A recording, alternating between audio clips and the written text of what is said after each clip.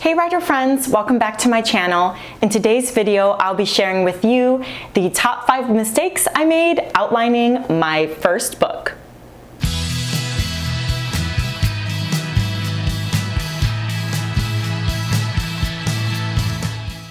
If you're new here, my name is Holly. I'm a writer aspiring to be a published author. If you haven't already, please give this video a big thumbs up, click subscribe to support my channel, and ring that bell so you don't miss any videos. All right, Preptober is almost here, so I thought it would be perfect to come out with this video all about the top 5 mistakes that I made while I outlined my first book. Now, some of you are wondering, wait a minute, Holly has a book? No, technically not. This is the first manuscript that I finished, and I actually finished this, most of it during my very first NaNoWriMo. I finished it actually in December, but this was the story that I started back in high school that brought me along the path of finding my passion for writing. And it was the very first book that I wrote that was my original fiction before I was writing fan fiction, and I got the idea for Ranakori Realm and wanted to write a story all my own. Now, this book is not published, it's not self-published, but I did print a physical copy of my book, and I just had to check because I couldn't remember where I printed it, but it was from lulu.com, I believe. This was many, many years ago, back in like 2016, I think. It feels like forever ago, right? So many things have changed in 5 years. But anyways, I have definitely grown a lot since I wrote this first novel. And I wanted to share my tips and tricks with you so that you can find success while you're outlining and prepping for NaNoWriMo. Even if it's not the season for NaNoWriMo and you're watching this video, you will still find these tips helpful as well. So the first mistake that I made was that I did not do enough character development, which included both character backstories and character arcs. Whew, you guys, this was a little bit of a hot mess because I had a lot of work to do in my revisions for Ranakori Realm because I just had such a hot mess with the characters not really knowing who they were because I didn't flesh them out enough. They were more superficial and I didn't know them as well as I thought I did, so it made for some inconsistencies in my writing and just a lack of depth. It also made the flow of the story a little difficult because at the time, I didn't know about positive arcs, negative arcs, flat arcs, and so I was just like writing whatever and not knowing who was going to be in what arc, not knowing like the theme of the story and what I wanted my character to be like at the end that made them different at the beginning. All of that, it was kind of somewhat there because I had a general sense of like story structure and characters from writing fan fiction, but it was a little muddled and it wasn't as precise as I wanted it to be. So that is definitely something that you want to spend a lot of time on, is that character development and making sure that you got their backstory down, and that is going to drive how that character acts and help them move along their arc. Mistake number 2 was not going in depth enough into scenes.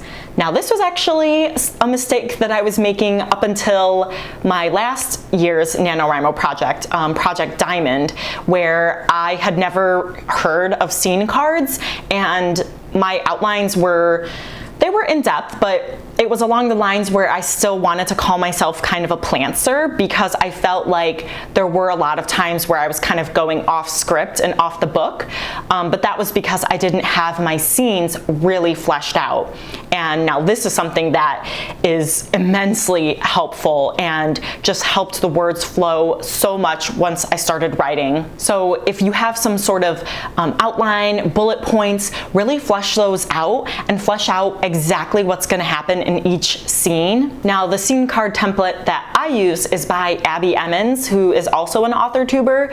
It was so helpful, so I will try to find that link and link it down below. But it was just super helpful to be more in depth so that I knew the scene that I was writing was important, there was a purpose to it, and it helped me move along quickly through drafting because I knew what to write. Mistake number 3 was that I didn't world build enough. Whew, it was very superficial, and I thought it was actually very well developed at the time when I was writing, but I remember when I went through my revisions, I was like, this doesn't make sense at all. And my critique partners and beta readers that I was getting for the first time helped me see that a lot of things didn't make sense, and I didn't really immerse the reader into the world because it wasn't as well defined as I thought it was. It was more superficial.